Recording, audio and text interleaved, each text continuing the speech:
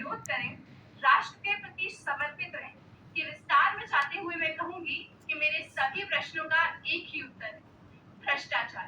भ्रष्टाचार अर्थात भ्रष्ट आचरण। भ्रष्टाचार का शाब्दिक अर्थ है वह आचरण जो किसी भी रूप से अनैतिक या अनुचित।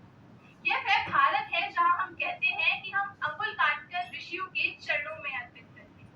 हम अंगुल काटकर ऋषियों के चरणों में अर्पित करते हैं। बचपन तक अपना अक्सर हम शौर्य को समर्पित करते हैं। सिकंदर की शमशीर झुका दी भारत के फौलाद ने, शासन को नाकाम कर दिया एक वीर आजाद ने। और दस्तखत है इस जमी का जब समूचे आसमान पे, तो यह भ्रष्टाचार का धब्बा कैसा मेरे भारत महान पे, यह भ्रष्टाचार का धब्बा कैसा मेरे भारत महान पे। जैसा कि हम सुन चुके हैं कई बार कि ट्रेस की सूची में भारत का 77वां स्थान रहा तथा ट्रांसपेरेंसी इंटरनेशनल 2020 की सूची में वैश्विक भ्रष्टाचार धारणा सूचकांक में 180 देशों में भारत का 85वां स्थान रहा। इसी के साथ भारत एशिया का सबसे ज्यादा भ्रष्ट देश भी साबित हुआ। भारत में 39% लोग मानते हैं कि उन्होंने पिछले एक वर्ष में कम से कम एक ना एक बार रिश्वत दी है। वहीं 89% लोग यह मानते हैं कि उन्होंने सरकारी कामकाज के लिए रिश्वत दी है। 11% लोग यह मानते हैं कि उनका शारीरिक शोषण हुआ किसी न किसी काम को करवाने के लिए।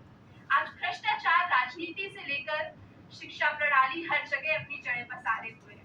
कालाबाजारी, चुनाव धांधली, घूस कर चोरी, परीक्षा में नकल, झूठी गवाही, झूठा मुकदमा जैसे बड़े मुद्दों पर तो लोग बात ही नहीं करना चाहते। वे बड़ी आसानी से ये कहकर मुकर जाते हैं कि इसमें हम क्या कर सकते हैं। क्या ये हम ही नहीं जो चाय वाले का उधार देने से बचते हैं? या ये हम ही नहीं जो चंद रुपए बचाने के लिए झूठा आय प्रमाण पत्र, झूठा जन्म प्रमाण पत्र, झूठा मृत्यु प्रमाण पत्र या झूठा जाति प्रमाण पत्र बनवाते हैं? या ये हम ही नहीं जो गाड़ी के कागज ना होने पर 200 रुपए देकर उस पुलिस वाले से बचकर निकल जाना चाहते हैं? यहाँ तक कि जेईई और नीट जैसी बड़ी परीक्षाओं में भी हम प्रत्येक वर्ष सुनते आ रहे हैं कि हर वर्ष कुछ विद्यार्थी गलत तरीके से परीक्षा में सफल होते हुए पकड़े गए।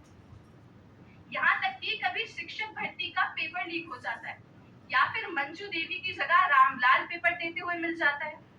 जब देश की नींव और उस नींव को आकार देने वालों का ही चुनाव भ्रष्टाचार से होगा, तो देश का भविष्य तो किसी अंधकार में ही विलीन हो जाएगा। आज भ्रष्टाचार के कारण ही अमीर गरीब की खाई और गहरी होती जा रही है। जिन लोगों के लिए सरकारी योजनाएं बनाई जाती है वे उन तक तो कभी पहुंचती ही नहीं। एक बार अटल बिहारी वाजपेयी ने अपने भाषण में व्यंग्य करते हुए कहा था कि रुपया जब चलता है तो घिसता है, कुछ हाथ में लगता है, कुछ जेब में चिपकता है, कुछ हाथ में लगता है, कुछ जेब में चिपकता है और जनता तक पहुंचते पहुंचते 1 रुपया 19 पैसे बचता है। यहाँ तक कि जीवन के जो साधन प्रकृति ने सबके लिए समान रूप से बनाए थे, वे भी आज कुछ प्रभावशाली लोगों की जागीर बनकर रह गए। बड़ी बड़ी इमारतों के नक्शे रिश्वत देके पास करवा लिए जाते हैं, जिसके कारण छोटे घरों तक धूप नहीं पहुंचती। बड़े बड़े उद्योगपति रिश्वत देकर फैक्ट्री का गंदा पानी सीधे नदियों में डाल देते हैं, जिसके कारण गांव तक शुद्ध पानी नहीं पहुंचता। यह हाल देखकर मैथिली शरद गुप्ती वे पंक्तियां याद आती हैं कि सबको मुक्त प्रकाश चाहिए, सबको मुक्त समीरण, बाधा रहित विकास चाहिए, मुक्त आशंकाओं से जीवन, न्यायोचित सुख सुलभ नहीं है जब तक मानव को, चैन कहाँ धरती को तब तक, शांति कहाँ इसका। वर्तमान समय में सरकार द्वारा कई नीतियां लाई गई, जैसे नोटबंदी से काले धन के संचय पर रोक लगी, डिजिटल भारत से रिश्वत का लेन देन कम हुआ, प्रधानमंत्री ने भ्रष्टाचार छोड़ो जैसा नारा दिया। किंतु किसी सरकार या व्यक्ति विशेष के कार्यरत होने से देश का भ्रष्टाचार तो कम नहीं होगा। देश का भ्रष्टाचार तब कम होगा जब प्रत्येक व्यक्ति देश के प्रति समर्पित होकर उसकी उन्नति के लिए कार्यरत होगा। यदि हम मान भी लें कि हम भ्रष्टाचार को जड़ से नहीं उखाड़ सकते, तो क्या हम उसकी जड़ों को फैलने से भी नहीं रोक सकते?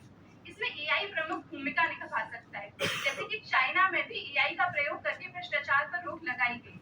इसी प्रकार इंटरव्यू में भी एआई का प्रयोग करके सही मूल्यांकन किया जा सकता है, दंड व्यवस्था सुधारी जा सकती है। एक बार हमें रुककर सोचना चाहिए कि भ्रष्टाचार का मूल कारण कहाँ है। भ्रष्टाचार का मूल कारण कहीं बाहर नहीं, बल्कि सिखाना चाहिए भ्रष्टाचार और भ्रष्टाचार के दुष्प्रभाव, ताकि ये बड़े होकर इसका विरोध कर सके। 140 करोड़ में से एक आप हैं और 140 करोड़ में से एक मैं हूँ। यदि आप अपने भ्रष्टाचार का विरोध करते हैं और मैं अपने भ्रष्टाचार का, तो भ्रष्टाचार पूरे देश से समाप्त हो सकता है। धन्यवाद।